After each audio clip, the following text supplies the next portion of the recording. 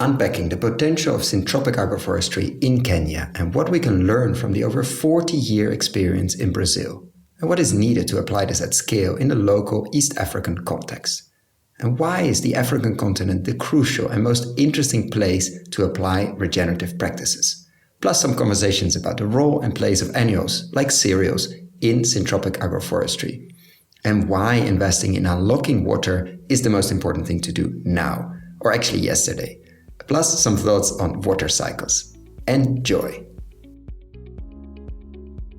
This is the Investing in Regenerative Agriculture and Food podcast, Investing as if the planet mattered, where we talk to the pioneers in the regenerative food and agriculture space to learn more on how to put our money to work to regenerate soil, people, local communities, and ecosystems while making an appropriate and fair return. Why my focus on soil and regeneration? Because so many of the pressing issues we face today have their roots in how we treat our land and our sea, grow our food, what we eat, where and consume. And it's time that we as investors, big and small, and consumers start paying much more attention to the dirt/soil underneath our feet. To make it easy for fans to support our work, we launched our membership community, and so many of you have joined us as a member. Thank you. If our work created value for you, and if you have the means, and only if you have the means, consider joining us. Find out more on gumroad.com/investing-in-regen-ag. That is gumroad.com/investing-in-regen-ag. Or find the link below.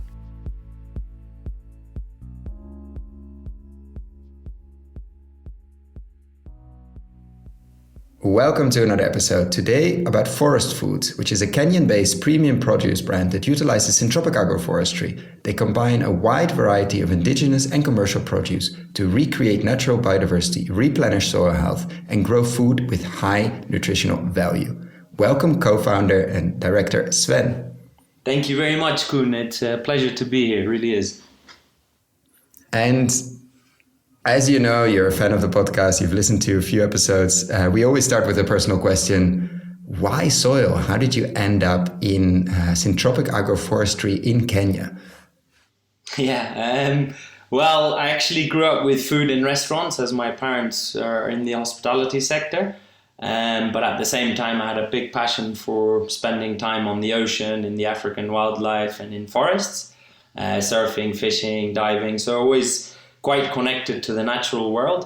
And then, I always really had a thirst to understand the world from a biological perspective.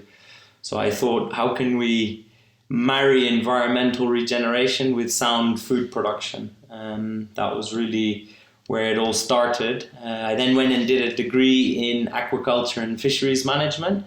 But it didn't really matter what module I was doing. It was all monocultures, from finfish to bivalves and crustacea, algae. It was all just mono.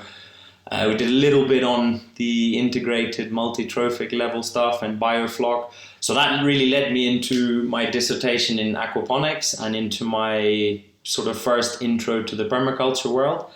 And that's really what led me then to the soils, because I wanted to come back home after studying abroad. And at home, aquaculture was really in its infancy, and you only really had sort of tilapia and catfish to choose from.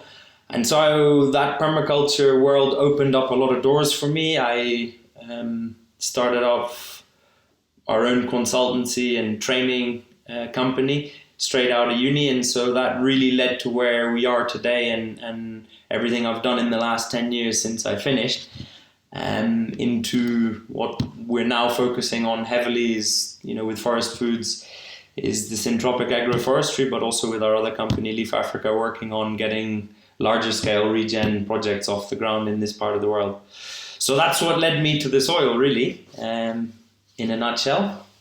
And if you study agriculture, but also aquaculture, like you mentioned, the track to go into, or the path, let's say, or the path dependency to go into monocultures is very, very strong. Do you remember what triggered or how you stumbled upon permaculture? Because I can imagine there wasn't a permaculture class in your aquaculture studies. Like, what was the path that you took, left or right, out of this beaten path that normally leads to large monoculture farms? Yeah, no, good question. I mean, we're lucky enough at uni to be able to do two placements every year, and that's sort of led me all across the world. And I did meet some very influential characters, I would say, who introduced me to that permaculture concept. And I just started learning it during the degree. So I just did an online PDC, as it's called. And it was only actually in my second year that I discovered the power of aquaponics, using the fish to produce the nutrients for the plants, and then the plants to clean the water to then go back into the fish system, So I think it was that combination of permaculture and aquaponics in the sort of end of my second year that led me to think about aquaculture in a very different manner. And it was just so much more interesting than some of the modules at uni, just because it was circular. It had, everything had a purpose, everything had a design element to it, and I think that's what really changed the shape of my degree. I was actually going to go and study bluefin tuna aquaculture in the very early days of my degree, and then in the end I ended up in love with the permaculture and aquaponics side of things. Sure, yeah, I can imagine. And syntropic, when did that enter the journey? Well, to answer your question, I was born in Kenya, and I only spent a couple of years abroad during my degree and really wanted to come back to Kenya. And so I just became an entrepreneur out of university. But the syntropic, I suppose in permaculture there's quite a lot on food forests, which I always thought was quite interesting. And so when I had a previous company of mine together with a best friend, we did actually set up quite a lot of food forests in different areas on different scales for different clients. But it was really when we moved to the desert, we got a big contract for an oil company to set up farms in the desert, community farms, and that's really where the journey started. Of course, watching a lot of YouTube movies, trying to decipher a lot of Portuguese literature from Brazil. And it was only really when I went to Brazil for the first time in 2018 to go and visit some of these amazing projects that we'd watched online that I really started to understand it a lot better. And I've been lucky since then to be quite connected with a couple of the early students of Ernst Gotch and some of his colleagues. So I suppose that really gave me the proper insight into how these complex systems work. And then, of course, the drive to bring them back home. I wouldn't say we're, by any means the only ones doing syntropic agroforestry in East Africa, but we're certainly seem to be the only ones trying to push it on a commercial level and spread it across all the agroecological zones. So I think we can take so many amazing examples from Brazil, but we still need to remember that there's a huge amount of work to do here in East Africa to actually incorporate a lot of the native species as well. Yeah, so how do you, quote unquote, translate that to the local context, which is, of course, East Africa? How do you take that, what works really, really well in Brazil? And we've actually featured Felipe Passini on the podcast, who's trying to apply that in Portugal, actually successfully in Portugal and Spain, and now in Italy. And so how do you bring that to another context like Kenya? And what is needed to translate it into something that makes sense in a local context? How complex or complicated is that?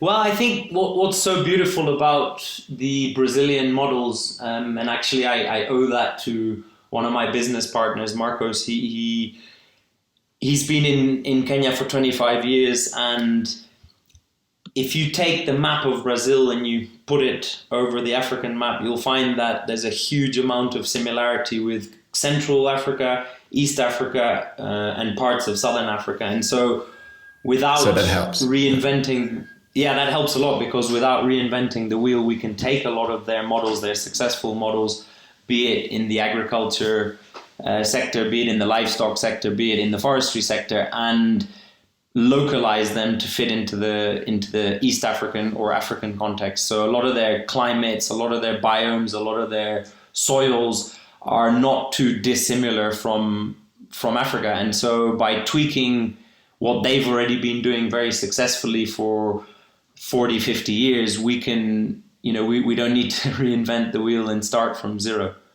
Whereas I think a lot of the temperate syntropic models that are being developed at the moment in the temperate regions, of course, the fundamentals are of course the same, but that tweaking I would say is a lot more severe than doing it here in Africa. So if you had to, of course I'll put some links below, but if you had to describe, which for sure you've done a gazillion times by now, syntropic agroforestry or syntropic agriculture in general to someone who's new to it but interested, how do you start, or how do you describe it, just for people that are listening and that have heard it somewhere but don't really know what it means specifically? What is your go-to intro?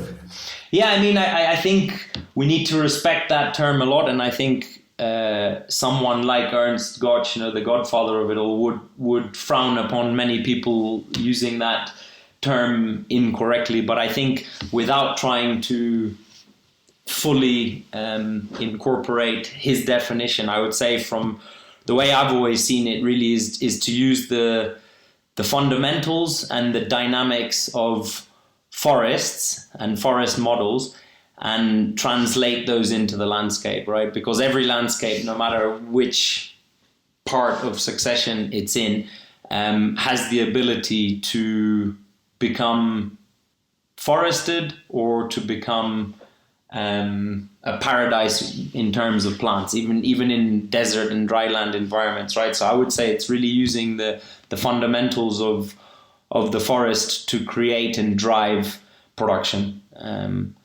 I know that and that word succession seems to be key as well, right? Absolutely. It's not a static. No, absolutely. It's an ever-changing, dynamic production system, and I don't think there's one exact answer. There's fundamentals that can be followed, but there's no exact recipe. Like each place has its own recipe, and at the end of the day, the people in charge of that piece of land or the project are ultimately in charge of what the design looks like in the end. So, as long as the fundamentals are followed, then the end result can be beautifully different depending on what you want.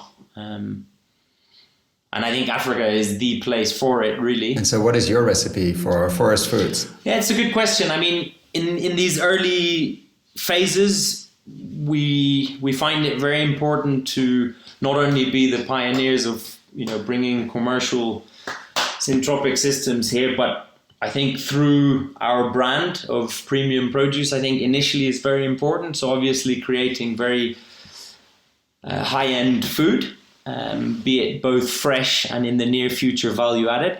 And then I think there's no limitation to what we can do in the medium to long term, because we've obviously got the incorporation of all sorts of amazing timber varieties that are found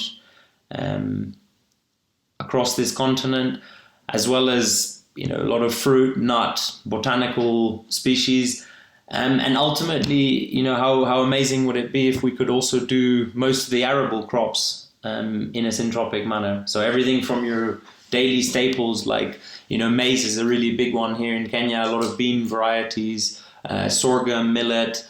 Cassava, not so much, but sweet potato is quite big as well. So it'd be just incredible to be able to do this across different agroecological zones on scale as well, using small to medium acreages, but lots of them, and being able to produce even staple crops like this. I think that's really where the vision is.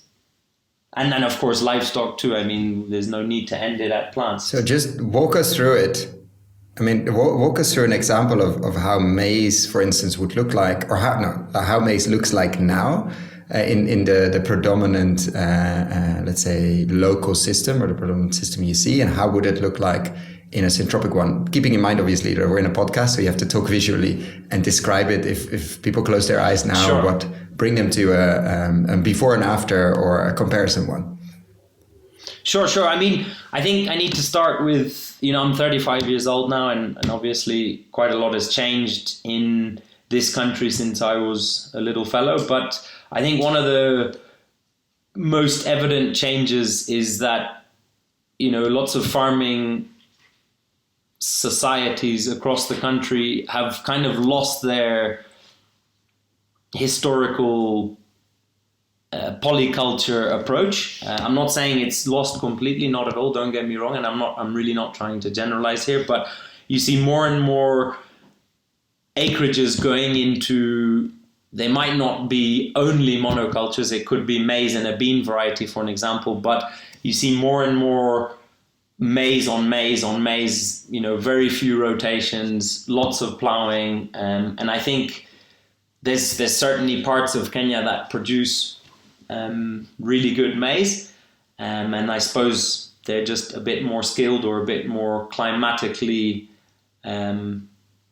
lucky than some of the other areas in the country. But I think you're seeing more and more landscapes going into a single crop, and I think from a succession perspective, you're always going to run into problems if you remain only in, or if you try and drive your field to stay in one part of succession, right? Because obviously maize falls into that early to mid grass stage of succession, and if you're constantly trying to keep in that stage, you're always going to end up fighting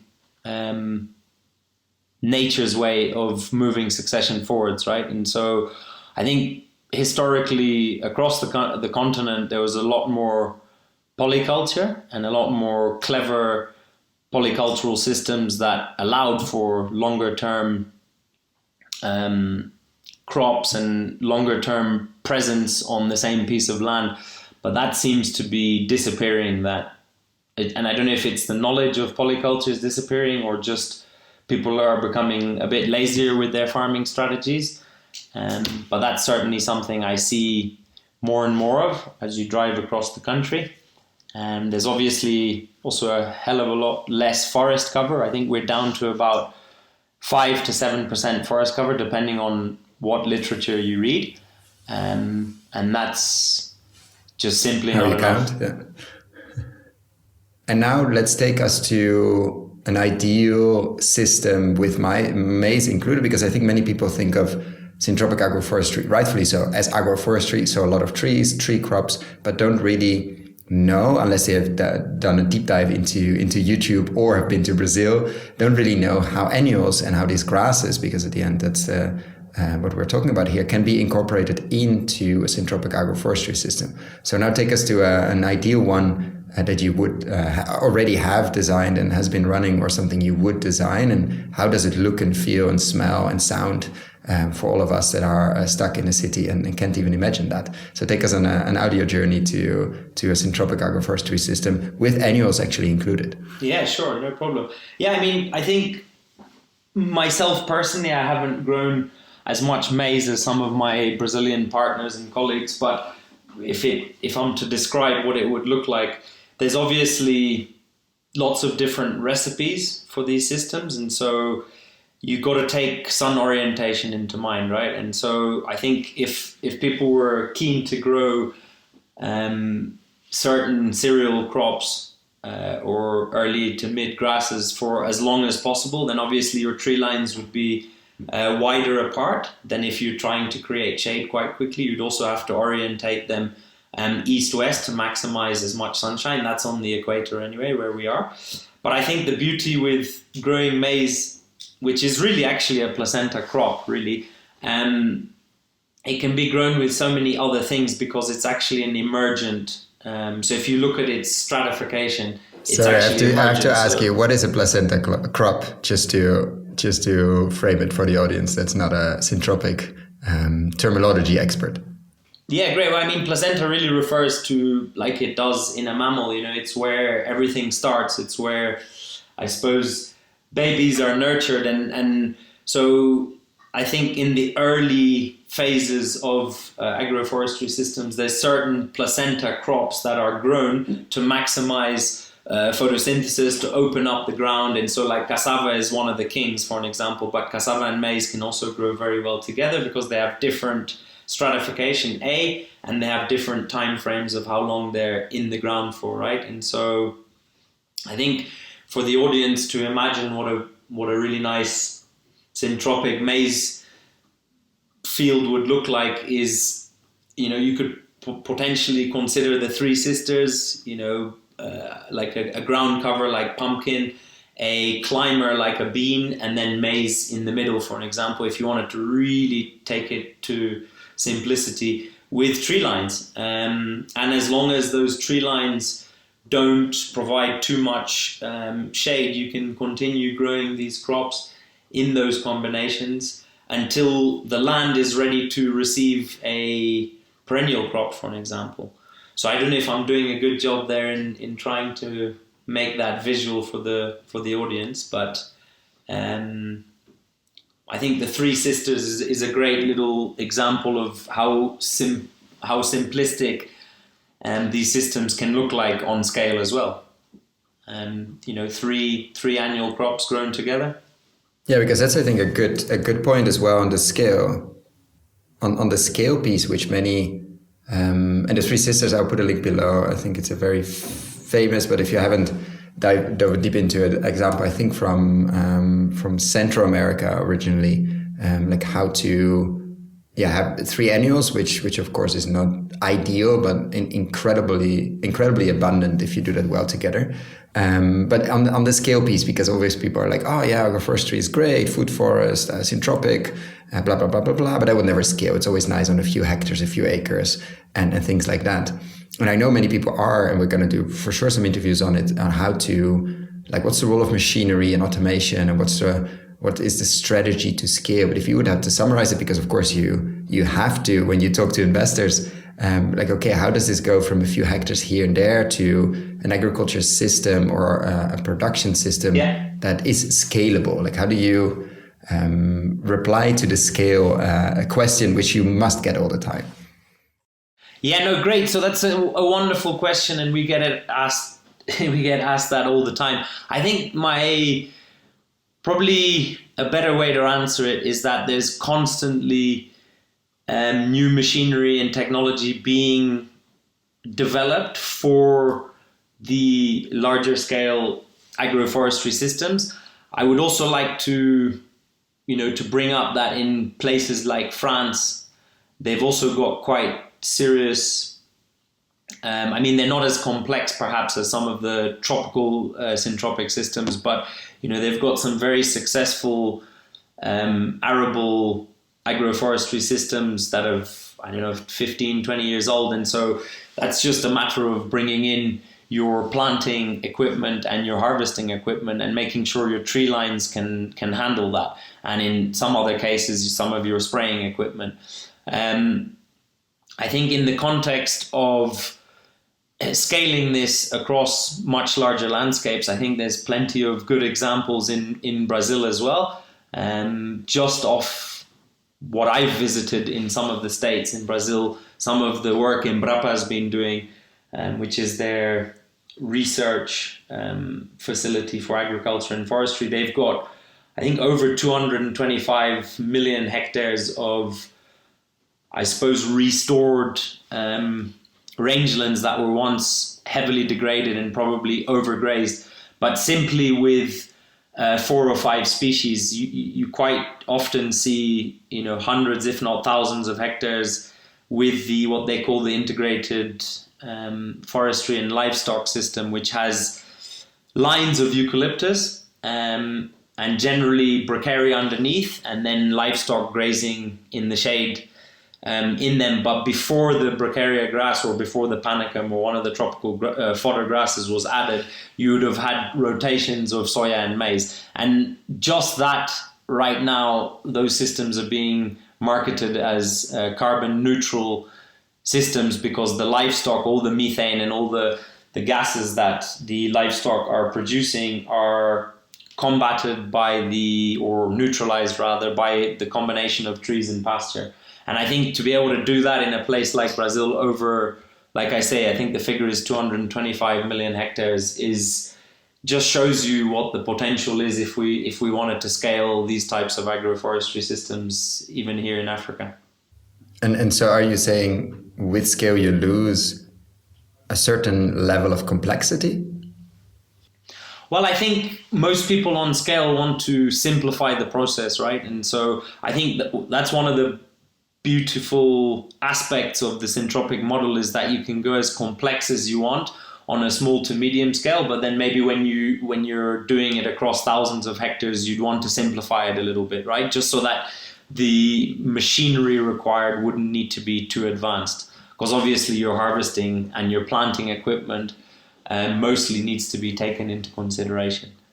But that's not to say that you can't make it as complex. And are you in that camp, or are you in the camp, or are you saying we should, like, it loses too much if we make it less complex, thus we need to create the conditions or the context that we can do this at scale with the complexity, biodiversity, nature, soil needs and wants? No, I'm totally I'm totally in the camp of doing it on a large scale with complexity, because if you look at what I just described in Brazil, you know, the pasture grass that was planted after 4 or 5 rotations with soya and maize, for an example, and only eucalyptus. I mean, we can go so much further than that. Like, eucalyptus is a emergent, it has an emergent stratification, and so there would be so many more species that we could integrate into that model already and make it a bit more complex just based on stratification. Because really with those eucalyptus systems, we've got a nice ground cover and we've got an emergent, but we're missing all the other layers in between there. What I'm trying to say is if they're able to do it already now in Brazil on that scale, then it's just a matter of tweaking the recipe and getting in those different stratification and different layers to be able to produce much more food, fiber, fruit and timber even, you know? So. And how easy is it to, like, integrate, to complexify after you already started the system? Like these systems are on millions of hectares and are 4 or 5 species, way more complex than your normal soy corn rotation, and way more complex than only livestock, obviously, but not nearly as complex as could be. Like, are you then relatively path dependent and you're stuck, or is it relatively easy? Say, okay, we put a base layer, we're at 20% or 10 or whatever, and now we're gonna tweak and add and cut and, like, complexify over time. Is that a doable strategy, or do you need to do that from the beginning? Yeah, I mean, it's a great question, and I've burnt my fingers quite a lot in the past by trying to introduce new seedlings in a system that's already a couple of years old. And I think the nicest analogy is of football, actually. If you try and take a small child and get him to play with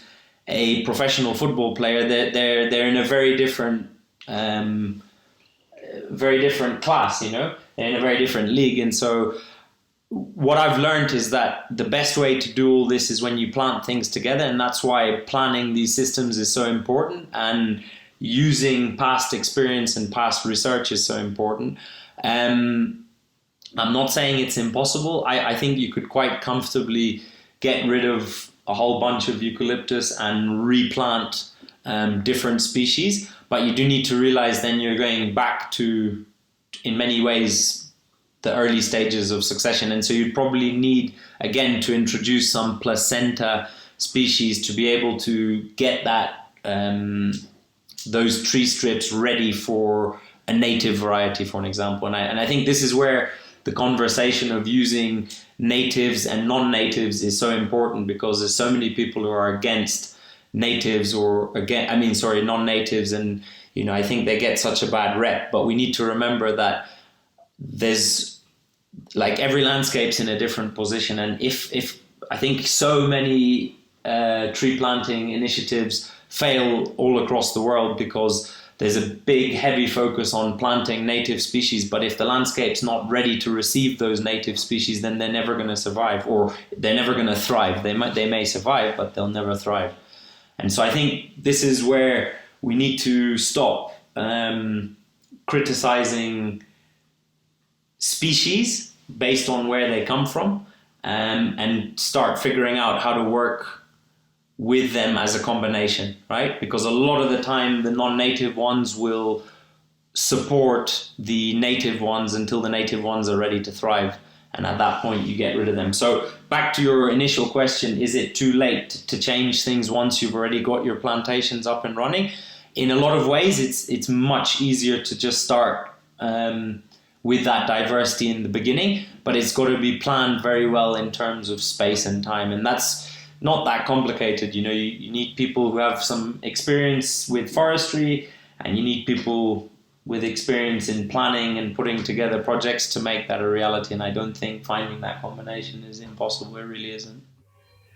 Yeah, but it is. I mean, it doesn't sound too complicated, but at the same time, it's such a paradigm shift, even in forestry, to think in layers, and even in forestry to think in time, and in agriculture, of course, completely to think in the different stages and succession and layers. That it might not be too difficult, but it seems to be quite far away from the current status quo in many places. So that maybe makes the jump so difficult.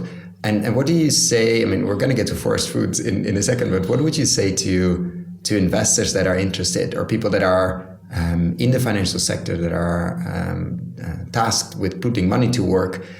Where would you say, like in the succession or in the phases, where is syntropic agroforestry?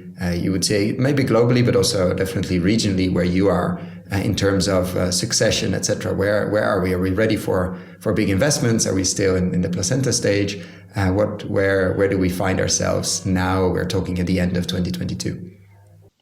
No, that's a great question, Koen, and I appreciate that. But I think what's become radically clear is that the conventional system has and continues to fail us. I mean, I won't get into what I think the history of sort of pre-colonial farming is on, in South America, in Africa, but I think the conventional systems just continue failing us. And so anyone who wants to invest in tomorrow needs to understand that there's other models out there and that there's better models out there. When it comes to the whole regen question, I think it's a bit different than the syntropic question, just because, the oldest syntropic systems to date are nearly 40 years old. Some of them actually maybe a little bit older. And so we're no longer in the trial phase. Like, there are thousands of consortia or combinations rather that have been developed in South America that just need a little bit of tweaking to fit the African context. So I would say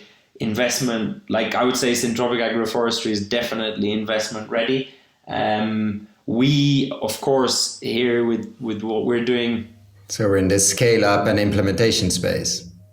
Like, it's no longer tweaking the solar panel, to take the renewable energy analogy, but it's now, okay, how do we develop large enough scale projects and make it bankable and investable and put it on a lot of roofs? Absolutely. And I think this is, time to also mention that I think the profitability per acre,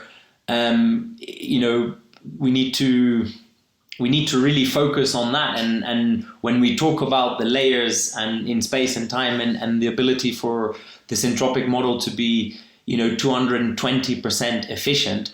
I mean, that's really the bottom line is, how can we be as profitable, but also as productive and as biodiverse as possible on a per acre basis. And any of these models that beat the current conventional model should be considered as key things to invest in when it comes to food systems, I think. And so bringing a question forward that I sometimes ask a bit more later on, but if you had $1 billion or euros, what would you invest in? Obviously, without giving investment advice, and I'm not asking for a dollar amount, but I'm asking, what would you prioritize? Of course, you might prioritize your own company, but maybe you put it in machinery or maybe in software, or what would you do if you had, quote unquote, almost unlimited resources?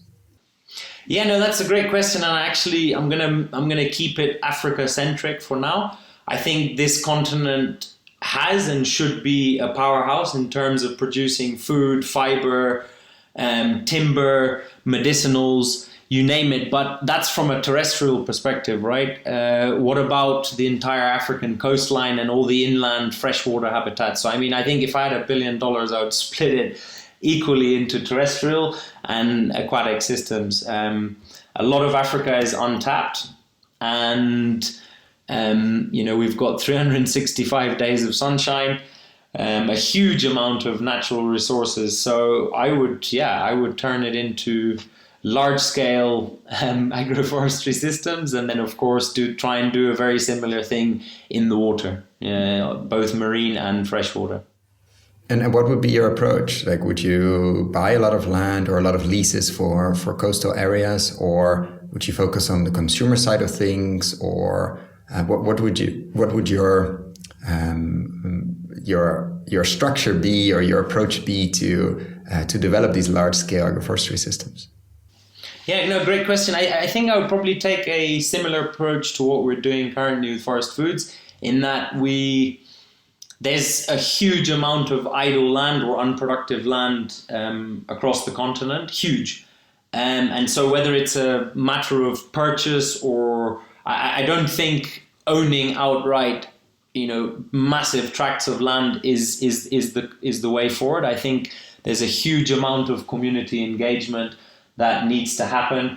There's a huge amount of capacity building, training hundreds of thousands, if not millions, of people under the age of 35 to create careers in this, because I think that's the beauty when you compare agroforestry, this style anyway, to other forms of farming, is this really allows for a career path, because there's an agroforestry system is so complex and can last so many years that you never stop learning. And so that capacity building front, I think setting up really top end schools for both the private sector and the public sector would be key in capacity building and creating literally hundreds of thousands of experts across the continent. We have so many different biomes in Africa that anything's possible. But I think that doing it through people, the education of the people from a production side, is the most important thing. And then from a consumer perspective, obviously mass education in, guys, how can we create nutrient dense food systems, and why is that so important? I think another massive change since I was born in Kenya anyway, is that there's a lot more new diseases and ailments hitting the local populations that were never there before. And then you ask yourself, okay, well, what's the reason for that?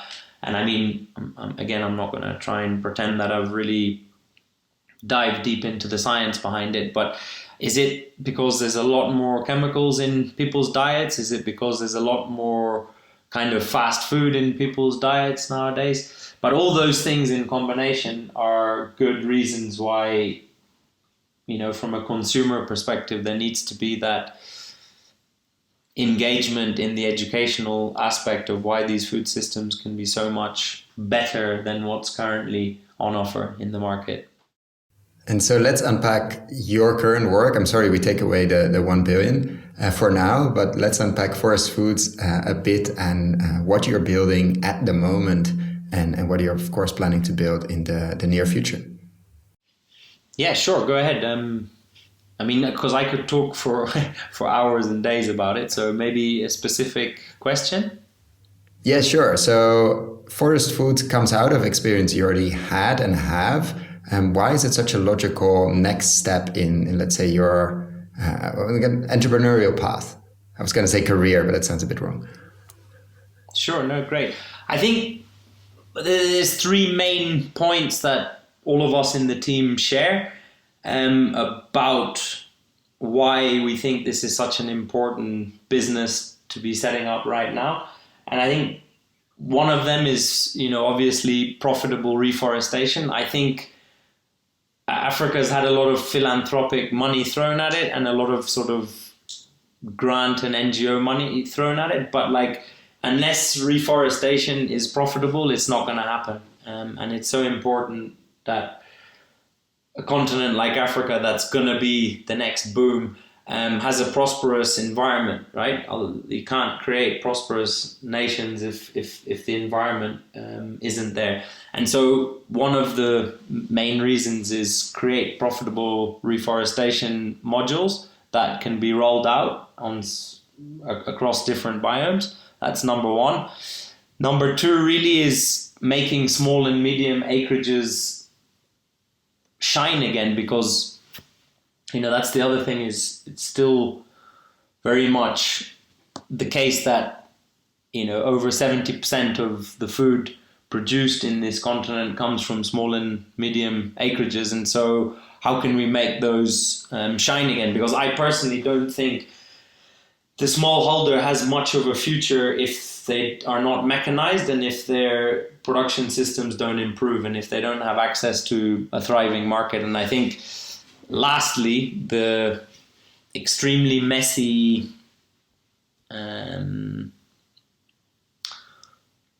fragmented supply chain that's currently devastating a lot of the smaller scale farms is a real big problem, and that's something that needs to change. But on top of that, really, where can consumers get consistency, traceability, transparency? That just doesn't really exist. And if it is traceable and somewhat transparent, then it's all being exported, to the European supermarkets or to the UAE and stuff. So where's Africa's food security if we can't look after and make our own small to medium acreages shine again? Because still the vast majority of the food on this continent is produced on those scale farms. So what can we do to improve that? Okay, and so what can we do? Well, we can improve the vitality of them, number one, and that's by changing what's produced. So like I said, in the last 20, 30 years, it's becomes more and more evident when you drive around the country that just, number one, acreages are being split into smaller acreages, because when it goes from one generation to the next, inevitably, what was once maybe a thriving 20-acre farm 15, 20 years ago is now being split into 21-acre parcels, and it's a lot harder to make 1 acre shine with 1 or 2 crops, or to have the ability to invest in making an acre work in terms of capex, versus something that might have been 10 times the size 15, 20 years ago. So what are we going to do about these acreages to make them productive again? And personally, and I think the rest of the team agrees fully well, that the syntropic model is certainly one fantastic solution. I'm not saying it's the only one, but it's certainly a fantastic solution. I also think there's no point for a farmer to be growing the same crop for 20 years. At least with these systems, the work gets easier, and the profits really do improve in time. And I think the more models we can, because you see the unique thing in Africa too is that a lot of people look over their neighbor's fence. Like if the neighbor is growing tomatoes really well, hey, let's do tomatoes too. And then suddenly everyone grows tomatoes and the market's flooded, and people are no longer as profitable, or disease comes and wipes out everything. So by building in this resilience and creating models that the neighbors will want to copy and get involved in is one way of creating a domino effect, And so now we're talking the end of 2022, the end of 2022, which is still weird to say, honestly. But where is ForestFoods now? How would you describe it? I'm not saying an elevator pitch, because we're not an elevator, but in a couple of minutes, what is on the ground? Sure. Where are you selling? What are you growing? And mainly how, etc. And then we'll talk about the near future. Yeah, no, great question. So we've got 2 models for the high altitude zones of Kenya, where actually most of the farming is being done. And we've got a model at 2,400 meters above sea level, and we've got another one at 2,200, and we're about to start a third farm at 1,600 meters. So I say this because those are very important altitudes for Kenya, because that's where the vast majority of agriculture is currently happening, whether it's arable, whether it's coffee, whether it's vegetables, whether it's cereal crops. So to have models in those agroecological zones that we can then go and teach is extremely important. That's where we're at now, and having 3 fully functional farms up and running as we enter 2023 I think is a really good milestone. I think the second phase and perhaps the sort of Series A round can become a lot more interesting, because we can go to the semi-arid areas of Kenya, which are vast. Kenya is covered by 65% semi-arid land as a minimum. We can also go to the coastal regions, which I think is even more interesting, because there's very little agriculture there, and whatever is there, I mean, it's really an industry that needs to be brought to life again. And then, of course, there's everything in between. So I think having these, what we refer to as our own nucleus farms in these different agroecological zones, and starting to do the training where we offer people, 2-year minimum contracts with us before we sort of allow them to go and set up their own farms on our behalf and become outgrowers for us, I think is the key next step to trying to build capacity and to create these models for the rest of the country before we start rolling them out on scale. So I would say in a nutshell, that's where we're at. We're definitely selling into a premium market, mostly in Nairobi, the capital city. But with time and scale, we should be able to penetrate different market segments and look into value addition as well. I think that's going to be a key part to our success as well. And then what are the crops you sell at the moment, just to give people an idea what comes out of these 2 and soon to be 3 farms? Yeah, sure. So, I mean, at high altitude, unfortunately, you can't grow most of the warmer loving crops, most of your Solanaceae and stuff. So a lot of this, a lot of salad varieties, lettuce varieties, some really niche crops like blueberries and avocados as well. Those are a bit more long-term crops. But anything that goes into your sort of average weekly shopping basket is what we're growing really successfully at altitude. And then the next farm will be able to integrate a lot more of the warmer climate crops. So maize, beans, pumpkins, tomatoes, cherry tomatoes, aubergine, capsicums, and to start playing around a bit more with some of the cereal crops, which do well at altitude. But I think we need more scale at altitude to be able to grow more staple crops. Right now, our farms are a little bit too small to grow them at scale. And you mentioned you sell them into Nairobi. Does it mean you go to the market, or how do you make sure you capture that premium, or also reach the consumer and of course bring that premium back to, or the margin back to the farm? Yeah, 100%. So we very much believe in doing direct sales with our customer base. We sell into a couple of online retailers at the moment, as well as chefs and restaurants. Our aim is to be in quite a few schools as well in the not so distant future. And yeah, we're kind of focusing on impact retailers at the moment, people who really care what they're selling and selling a story as well. That's got nothing to do with saying that we will remain in that premium class forever. Obviously, with scale, we can infiltrate the middle class in Kenya, which is by far the fastest growing sector, I would say, of the demographic. And that's, of course, our longer term target market. But we need a bit more scale to be able to penetrate that market.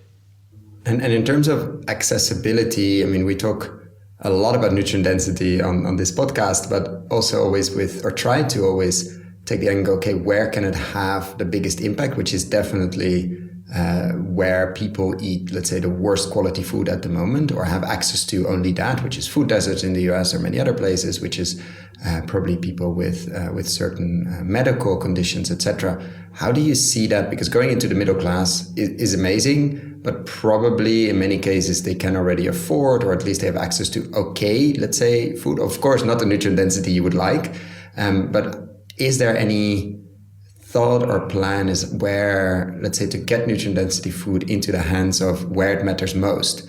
And if so, what is your approach? I completely understand you have two farms, small at the moment. It's not something that is easier said than done. But what are your thoughts there? Yeah. No, 100%, Kun. I think that's a very valid point. I think from we're a private business, a startup.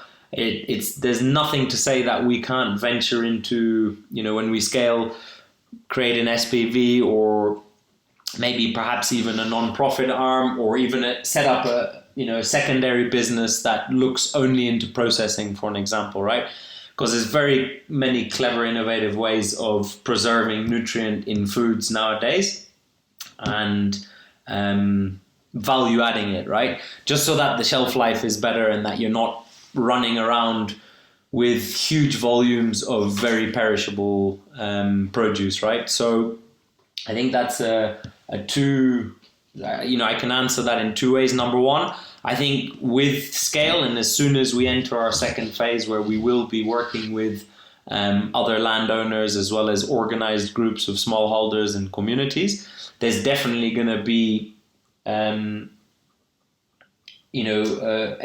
impact straight away there with penetrating the average market, right? The market that the average person has access to. But then there's also the ability to be able to have multiple grades of produce, right? Nutrient density is not going to change from a grade A to a grade C, a leafy green, for an example. The nutrient is still there. It's just how it's presented and how it's... Which you might sell to a restaurant, but yeah, the quality inside doesn't change how it looks from the outside. Correct. Yeah, and like Kenya's just getting into this movement of supporting discard, like oddly sort of the rescue side of things, and I think that's, like I say, as Kenya is such a dynamic place and it's changing so quickly. And the middle class is also changing or growing so fast, rather, that I think there's going to be enormous potential in having all sorts of crops grown like this at scale, but then entering marketplaces where, you're not earning a premium for them, but you've got scale on your side, right? And so it becomes a volume game rather than a price point game. So our goal is never to be more expensive than anything that's considered organic here. Our goal is actually to come below the organic price. But when I say we're not, keen on selling to supermarkets and stuff, it's because we're quite keen to keep the vast majority of that margin within the direct control of either our farms or the farms we're working with. What's the community angle here? You mentioned it a few times, and outgrowers you've mentioned in the current phase, and what is the future model look like in the ideal phase, which I'm imagining is not going to go towards a colonial owning half of Kenya and employing a lot of people under very, very bad circumstances. Yeah, sure. No, absolutely. Great question. So I think it's kind of two-sided in that there's a lot of people living in the urban cities that have land in their ancestral home areas, right? And these people range from lawyers and doctors all the way to, I don't know, anything that fits into that sort of middle class bracket. But they're not really doing anything with their land, or it's not really productive. And there's a lot of people who'd like to sign in on this model. I say that because most of the time when we do our farm tours or we have visits, people are actually like, wow, we really want to do this on our land. And so I know that there's an abundance of idle land that's sitting there and that people are willing to improve or invest in. They just don't know what to do, right? So I think that's important to say, because a lot of these people either have access to the finance or already have the finance to put together some of the capex that's required to set up these systems, right? Of course, you need money to make money. And then there's of course the community aspect / the smallholder aspect, and I bunch them into two different categories, because most of the time the smallholder won't have access to funds, won't have access to what's required from an infrastructure perspective to get them on the right path. And so I think clever partnerships with third parties that specialize in dealing with either the smallholders or the cooperatives would be our approach for that. We'd always want to make sure we have our own strong nucleus farm in the middle of that geographical area, so that we can provide the required support, both from a expertise perspective, but perhaps also from a capex perspective. We'd have cold storages on our farms, we'd have machinery, access to irrigation, and little agro shops where the smallholders could buy some of their equipment from us from. So I think there's that approach, and then there's the landowner who wants to do something with their idle land but just lacks the knowledge or lacks the inspiration to do something with it. And that's how I think we're gonna. And basically for them, you provide sort of a plug and play. Like, I would love this on my land as well, but I live far away in Nairobi, and I can't or I don't want to. And you would lease it long term. They might invest in and you would manage it basically long term for them, and sell the produce and somehow split the revenue or the profit, or they might even invest in that. Because they have the means to do that, but just not the means to actually do it on the ground. Correct. And I must be very honest with you, a lot of work's gone into some intensive spreadsheets, both from a production perspective and planning, but also into a financial perspective. And a lot of that work has gone into our own nucleus farms, which are currently geared to be upwards of 4 hectares. And we need to have those strategically up and running in the different parts of the country that we want to operate in first. I say this because those farms will create our brand, a very trusted brand, which we're going to need our customer base buy-in for first, before we start off-taking or promising off-take from our future partners, be them the communities, be them the landowners, so that we can guarantee these products end up in the market. So I think we're doing it a little bit opposite to what most people try. And are you going to test the quality, or how are you going to secure? How are you going to make sure of course, if it comes from your own farm, but if you start buying from others, you're going to test the nutrient density, or are you going to measure, omega-3 and 6 ratio, depending on animal protein? How do you keep quality control?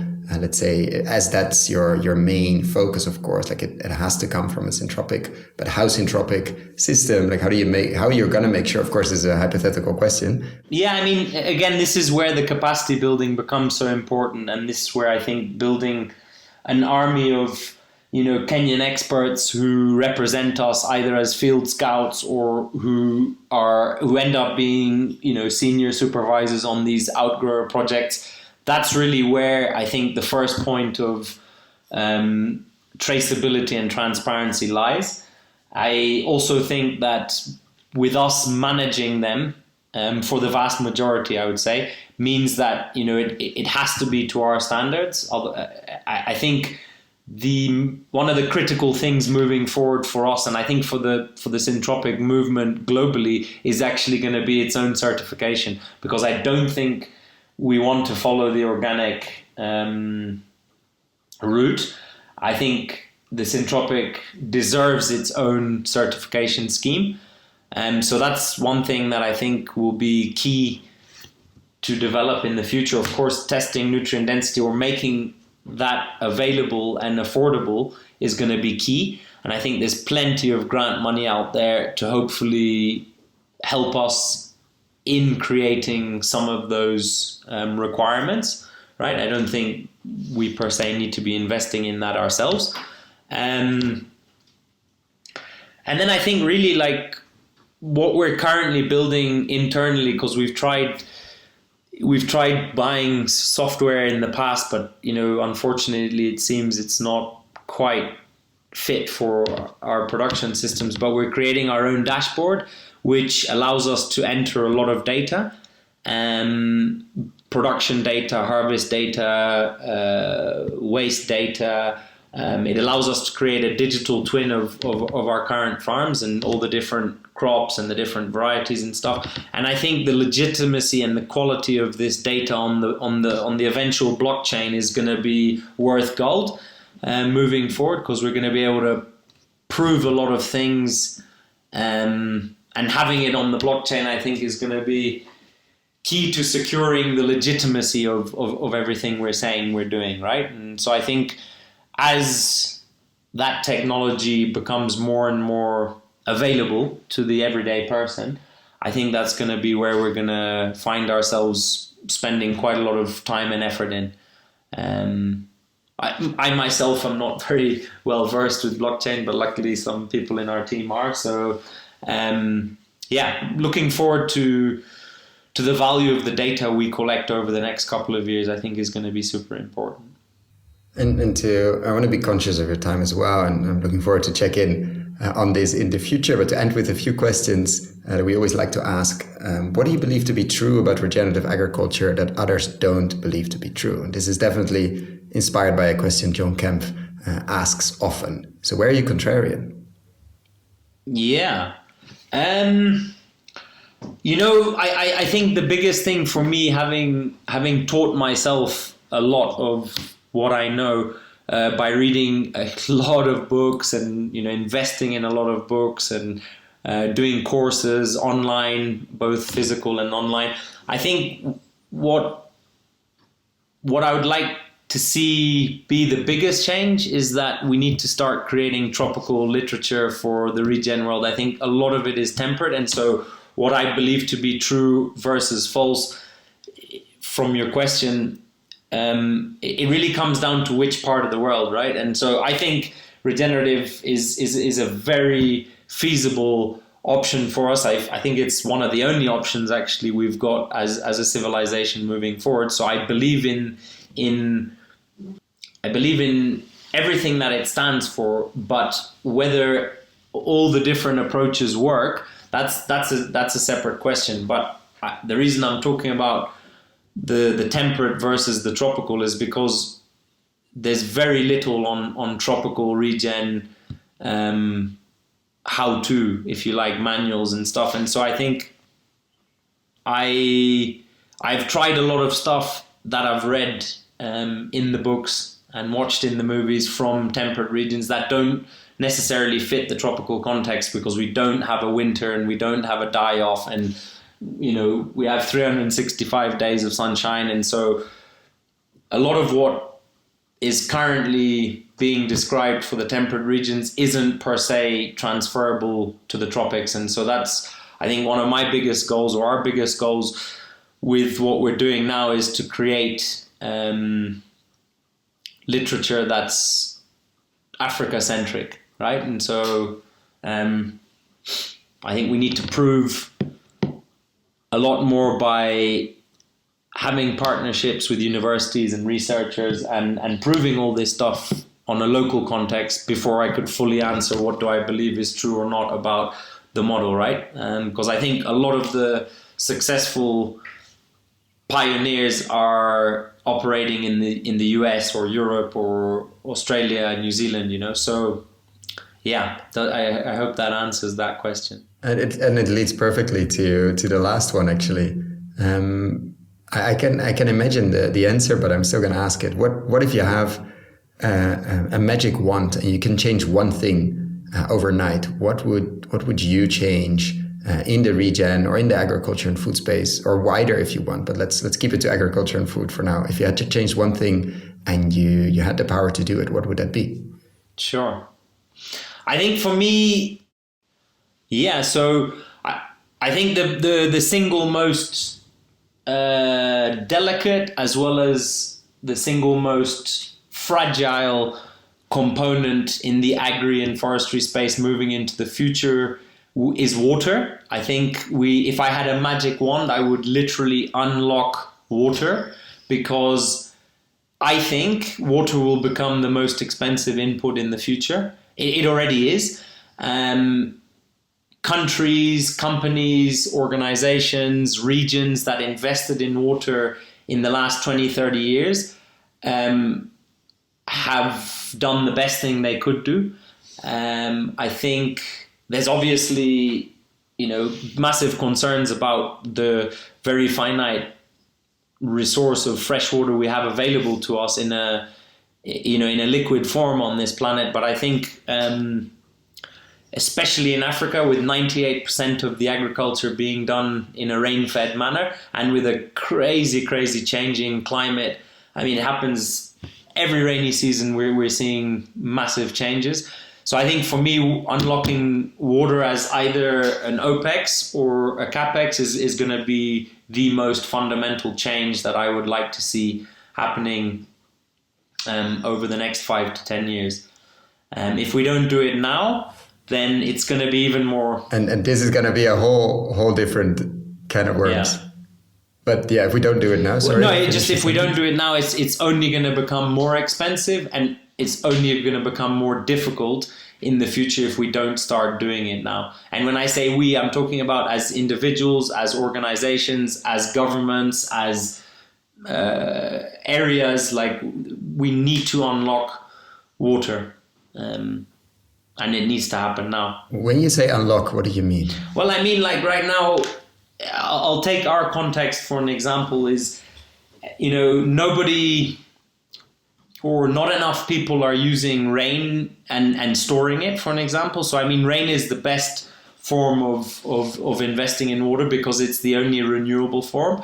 You've also got, obviously, aquifers, and there's a lot of boreholes being drilled and yes, in some situations, water is safest underground, where it's not being contaminated or being changed. But water is a very expensive infrastructure in this part of the world, whether you drill for it, whether you build reservoirs to capture it from the sky, or whether you abstract from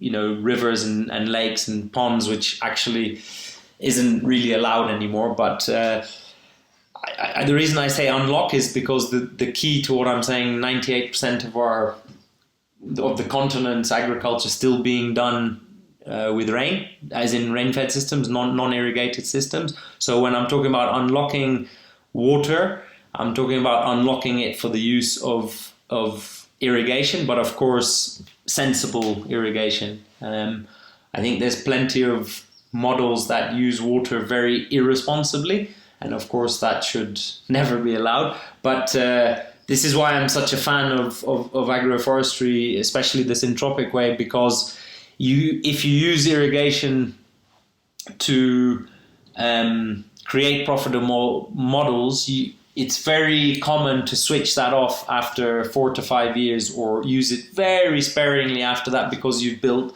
such a resilient system. And so my point is, let's unlock it now and make it available and make it affordable so that we can create these systems on scale and en masse. Because unlike a conventional veggie patch or a conventional farm that uses irrigation to produce the same crops for 20 years, this system of ours allows you to switch it off after a while. And I think that's what's so key, is create these systems that inevitably will create more water and more rainfall in the future because of their architecture, and use these resources while we still have them available to us now. And asking a potential rabbit hole question, and then we're going to wrap up, but you mentioned it very nicely at the end of the last sentence, like these systems create more rainfall. Is that something you're actively designing for or taking into consideration and into account? Like, how does these systems at scale influence local or smaller water cycles and even larger ones, and bring back rains or even almost nudge rains and nudge water to to literally, in that case, also unlock water? Is it something that is part of, because I know it's part of the larger syntropic agroforestry movement, also the regen movement, and I think we need to talk about it a lot more. We're most likely going to do a series of water cycles next year to really change the dynamic or change the conversation to, we can influence rain and water cycles at quite a large scale, and we need to have that discussion how to do that. Is that something you're designing with or playing with or thinking about? Is it part of your vocabulary?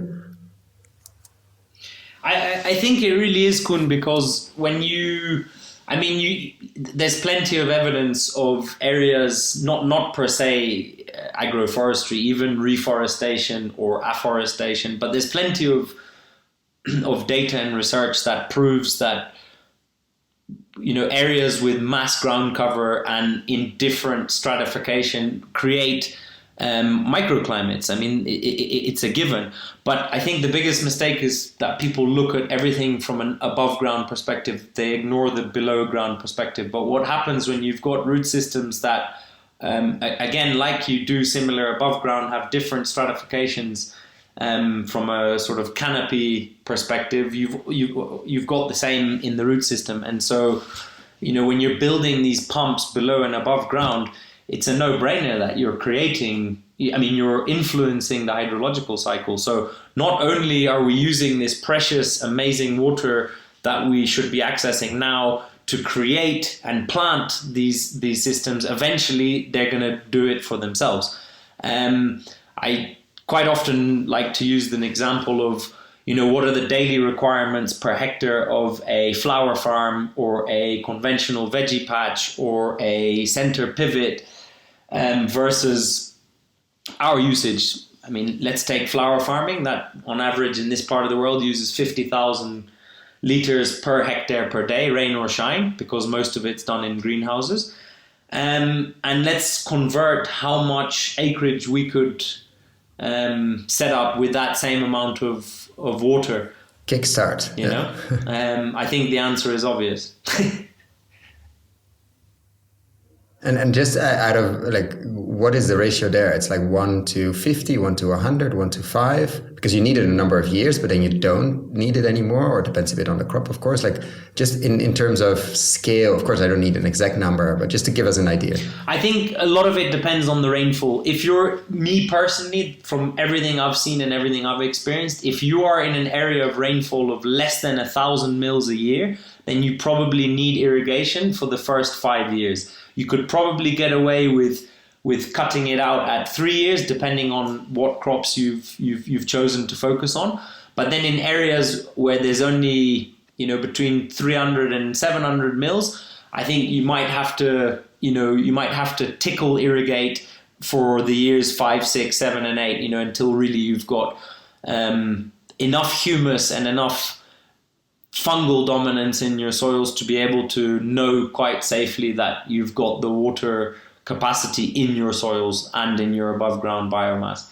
So I would say it all depends on, if you're above 1,000 mils, you're in a different category. If you're below 1,000 mils, but again, with all the rainfall being so different nowadays, you might get 500 mils of rain falling in 3 days, and then any landscape is going to get severely hampered by that, because the vast majority of that water is not going to infiltrate into your soils. So I think it really depends on the natural hydrological cycle, but I would say give it an average of 5 years and you can switch off most of your irrigation forever.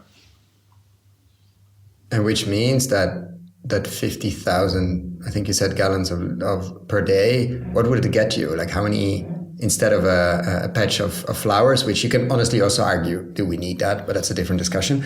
Yeah, sure. In terms of agroforestry farms, how many hectares would it get to? In a 300 to 700 mil, is that 20 hectares or 50? And in 1,000 mil, the ideal situation, just to give us an idea of the potential here. Sure. So I think just off my last 4 years experience up here, I would say that 50 cubic meters, which is currently used on the flower farms per hectare, we could probably do between 2 and 4 hectares with that same amount of water quite comfortably, depending on the crop we're focusing on, or the crops we're focusing on. And then after a couple of years, you can do another 2 Correct. to 4. And like this is a renewable source if you do it well, and it just should get easier over time. It's using the solar panels to make more solar panels. Yeah. Exactly. But I mean, everything depends on the initial quality of that irrigation water too. You know, the problem we have here is there's a lot of salts in the boreholes. So that's why rain is by far the best fertilizer on the planet, is rainfall. Perfect. I want to thank you so much for your time. We went quite deep and diverse, and hit some very, very important points. And I want to thank you for sharing, of course, for the work you do to really kickstart a new African agriculture renaissance, and to make sure it is, let's say, future-proof. Koen, likewise, thank you for having us. I really appreciate the time. And I really appreciate what you guys do. And on behalf of the rest of my team, very grateful for this opportunity. And would love to check in with you again in a year or two's time to see how we've evolved. Absolutely. Thank you so much for listening all the way to the end. For the show notes and links we discussed in this episode, check out our website, investinginregenerativeagriculture.com/posts. If you like this episode, why not share it with a friend or give us a rating on Apple Podcasts? That really helps. Thanks again, and see you next time.